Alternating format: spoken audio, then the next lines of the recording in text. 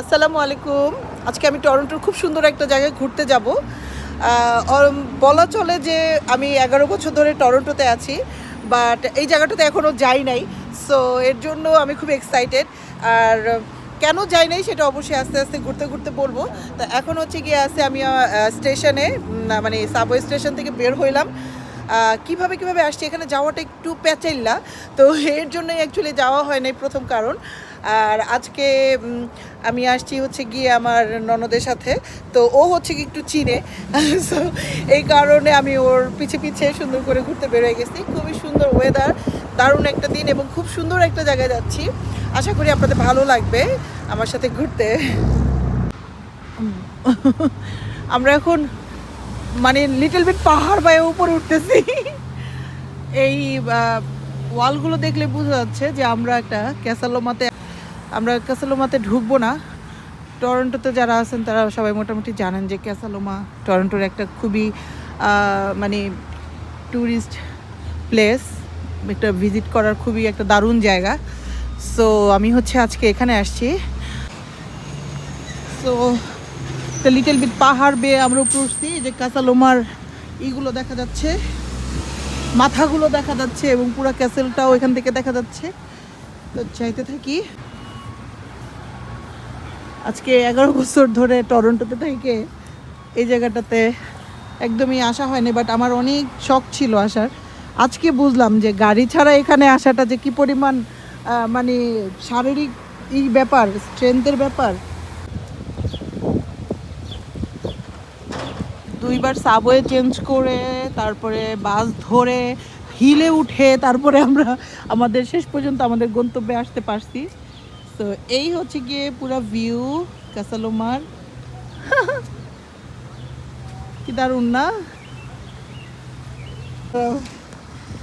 তো এখানে একটা ছোট ইনফরমেশন আছে যে ক্যাসালোমাতে গাড়ি রাখতে হলে $20 দিতে হবে, আর 9টা 30 থেকে রাত 12টা পর্যন্ত খোলা, নাকি ডেবিট আর ক্রেডিট কার্ড অনলি। ওকে, ক্যাসালোমার এই ফাউন্টেনটা আমি এত রিলসে এত মানুষের ছবিতে দেখছি, আজকে যখন মানে নিজের চোখের সামনে দেখতেছি খুবই ভালো লাগতেছে। লুক এট দ্য ভিউ, কি সুন্দর পুরো একটা ক্যাসল। এটার অনেক ইতিহাস আছে যেগুলো কিনা যদি আমি পড়া শুরু করি আমাকে আবার একটা ইতিহাস বই পড়া শেষ করতে হবে, তাই না জিলিক? এটার ইতিহাস অনেক না, অনেক ইতিহাস যেগুলো আমার মনে রাখা একেবারেই সম্ভব না, ভাল লাগে না এত। এখানে ফুলগুলো এত সুন্দর, একদম আমার জামার কালারের হয়ে গেছে, ফুলের কালার মাই ড্রেসের কালার। এই জায়গাটা এত শান্তির আর এত সুন্দর একটা মানে পানি পড়তেছে যে সেটা সাউন্ড। আর এই জায়গাটাতে এই যে যেখানে একটু ছায়া আছে, এত ঠান্ডা লাগতেছিল, এত সুন্দর। এখন আমরা একটু ভিতরে যাব।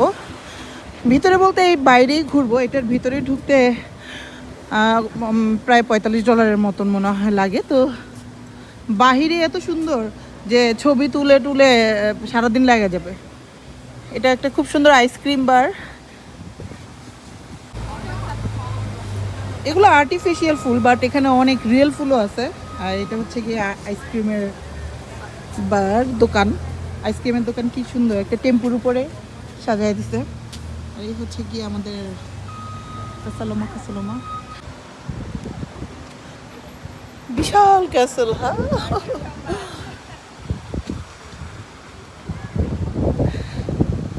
কতটি সুন্দর এইটা, মানে সামনাসামনি দেখতে খুব ভালো লাগতেছে। অনেক দিনের একটা স্বপ্ন পূরণ হয়েছে। স্বপ্ন না, অ্যাকচুয়ালি শখ, ঘোরাঘুরি শখ। Bye bye Casa Loma. অন্য কোনো সময় একদম টিকিট কেটে ভিতরে ঢুকবো না। এখন আমরা যাব হচ্ছে স্পাডাইনার যেই মিউজিয়ামটা আছে, যেটা কিনা ফ্রি, তো ওইটাতে যাব। আর ক্যাসালোমা বাই বাই। সো এটা হচ্ছে স্পাডাইনা মিউজিয়ামের ফটক, হিস্টোরিক হাউস অ্যান্ড গার্ডেন্স।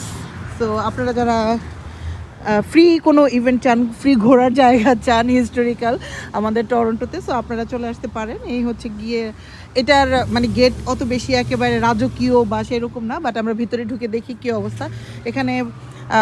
ভালো এটা যে পরতে পরতে আপনার ইতিহাস সব লেখা আছে সুন্দর করে। এখানে হচ্ছে গিয়ে টাইম দেওয়া আছে, ফ্রি 1 hour ট্যুর, অ্যান্ড সেটা হচ্ছে 11:15 থেকে বিকাল 4টা পর্যন্ত এটা খোলা থাকবে। এটা হচ্ছে কি সবচেয়ে ইম্পর্ট্যান্ট কথা, এটা বিকাল 4টা পর্যন্ত খোলা আর কি। একটা 15 তে একটা ট্যুর আছে, আমরা মনে হয় ওটাতে যেতে পারি। ওকে, এখন একটা 1 বাজে তো একটা 15টায় আমরা যাই, ওকে। পরে বাইরে ঘুরতে পারি গার্ডেন। মিউজিয়াম এন্ট্রান্স এই দিক থেকে চলো, নাকি এদিকে থাকবো? না না, ঘুরে ট্যুর শেষ করে তারপরে গার্ডেন আচ্ছা। ঘুরে চলে যাই। ওকে। সো এখানে যে বাড়িটা আছে, এটাকে ক্যাসেল বলবো না, এটা বাড়ি। তো এটাতে হচ্ছে কি ফ্রি ট্যুর করা যায়। একটা টাইম আছে, যেমন 1:15-তে এখন আমরা মানে ফ্রি ঢুকতে পারবো বা আমরা দেখতে পারবো। সো এই হচ্ছে কি বাড়ির ভিতরে ঢুকতেছি, কত পুরনো বাড়ি না। Museum entrance. আমরা এখন নিচে থেকে শুরু করি। আমাদের একজন ট্যুর গাইড থাকবে যে কিনা আর কি বিভিন্ন সময় বলবে এই যে এই বাড়িটা ছিল এখানে, এরকম এক সময় কত মানুষ থাকতো না। সো মিউজিয়াম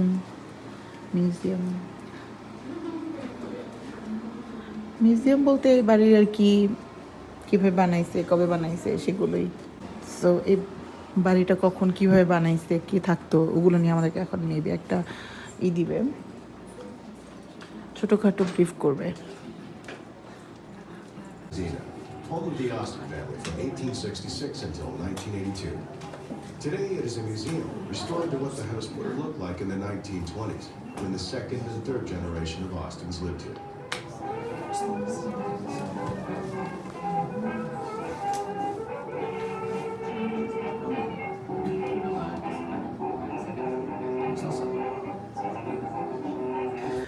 আচ্ছা, ব্রিফিংয়ে জাস্ট বলা হয়েছিল যে ভিতরে ভিডিও করা যাবে না, আর হচ্ছে কুইক কিছু ছবি তোলা যাবে। তো আমি তাও কিছু ভিডিও নিচ্ছি। এটা হচ্ছে গিয়ে তখনকার যারা বসবাস করতো তাদের dress up, and this one is একেবারে মমি, এটা রিয়েল একটা উলফ ছিল। তো মানে একজন আমাদের সাথে ট্যুর গাইড ছিল, ও বলতেছিল। অ্যান্ড থার্ড জেনারেশনের একজনের হচ্ছে খুব গার্ডেন করার শখ ছিল, সে একদম ভিতরে গ্রিন হাউস টাইপের করে গার্ডেন করছে। অ্যান্ড আরও অনেক সুন্দর সুন্দর জিনিস ছিল যেগুলো আমি ভিডিও করিনি, কারণ যেহেতু মানা ছিল। তো এই হচ্ছে গিয়ে তাদের একটু করে মানে ওকে, আমরা পুরাটা শেষ করতে পারি নাই, কারণ আমাদের আবার ব্যাক করতে হবে, যেহেতু মুসাকে স্কুলে দিয়ে আসছি। তো এটা হচ্ছে বুধবার থেকে রবিবার। এটা হচ্ছে গিয়ে ফ্রি পাবেন হচ্ছে গিয়ে বুধবার থেকে রবিবার পর্যন্ত। আর এখানে টাইম দেওয়া আছে, যেমন আমরা ঢুকছি 1:15, এরকম 11টার দিকে আছে, মানে কখন ট্যুর হয় এটার ভিতরে। আচ্ছা, সো আমরা যেখান দিয়ে ঢুকছি ওইটা কিন্তু মেইন এন্ট্রান্স না, মেইন এন্ট্রান্স অন্য জায়গা দিয়ে। এটা হচ্ছে আপেল বাগান, এই হচ্ছে আপেল বাগান। আসলে এত সুন্দর জায়গা আর এত বড় জায়গা যে এত কম সময় নিয়ে আইসা দেখা যাচ্ছে না। এখানে আমাদের বাসা থেকে আসতেই লাগতেছিল প্রায় 2 ঘন্টা।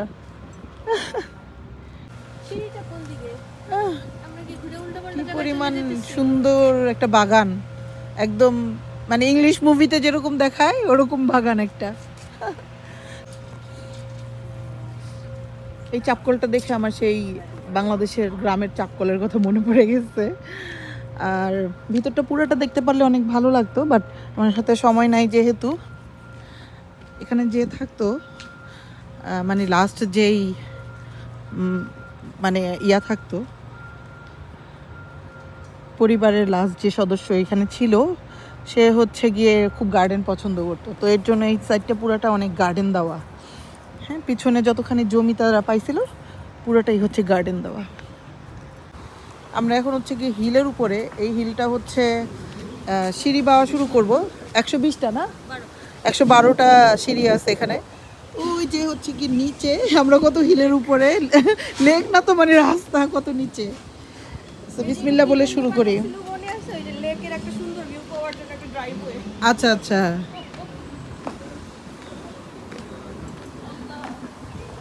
তো এখানে সিঁড়িগুলো আবার খুব সুন্দর সুন্দর, মানে একটুখানি নাইমে তারপরে হচ্ছে আবার একটু মানে গোল গোল জায়গা, তারপরে আবার সো 112টা সিঁড়ি।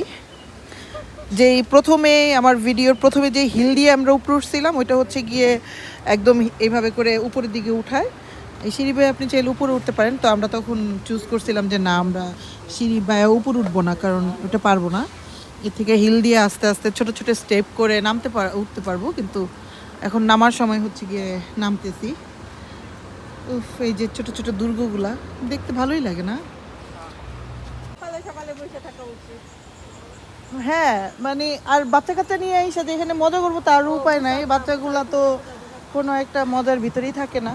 বাট এত সুন্দর মনে হইতেছে যে হ্যাঁ আসলে কোনো মুভির ভিতর দিয়ে হাঁটতেছি এরকম মনে হইতেছে। এত গাছ, পুরো জঙ্গল, তো এর জন্যই এটাকে 4টা পর্যন্তই রাখছে। ও আসো, আসতে থাকো। এই যে এটার ওই হিলের সিঁড়ি। শেষ মাথা থেকে ওই স্পাডাইনা নামটা আসছে। আচ্ছা আচ্ছা, স্পাইডিনা মানে কি তাহলে? হিল, পাহাড়, পাহাড়ের শেষ। আচ্ছা আচ্ছা। তার মানে এখানে লেক আছে একটা। উহ।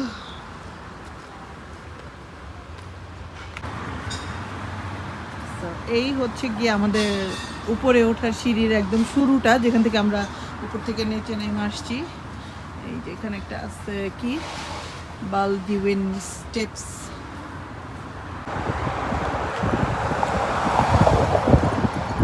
এখানে একটা জর্জ ব্রাউন কলেজ আছে। আমরা গ্যাসালোমার ওখান থেকে নামার পরে, মানে যেখান থেকে বাসে উঠছি, নর্মালি আমাদের স্কারব্রোতে যেটা হয় যে এখান থেকে, মানে আমি যদি এখানে বাস থেকে নামি তো অপোজিটে হচ্ছে গিয়ে অপোজিট বাস স্টেশন আছে, কিন্তু এখানে তা না। আমরা বাস স্টেশন খুঁজতে খুঁজতেই মোটামুটি 15-20 মিনিট লাগাই দিচ্ছি, কারণ বাস স্টেশন খুঁজে পাচ্ছিলাম না। তো যেটা বলতেছিলাম যে এত সুন্দর একটা কলেজ এখানে আছে, কিন্তু বাসের সার্ভিস এতই খারাপ অবস্থা। হ্যাঁ, নর্মালি হুট করে কেউ এখানে আসলে বাস খুঁজে পাবে না। আমরা মানে কয়েকজনকে জিজ্ঞেস করতে করতে, বাসের ড্রাইভারকে জিজ্ঞেস করতে করতে বাস থামায় তারপরে পাইছি। ও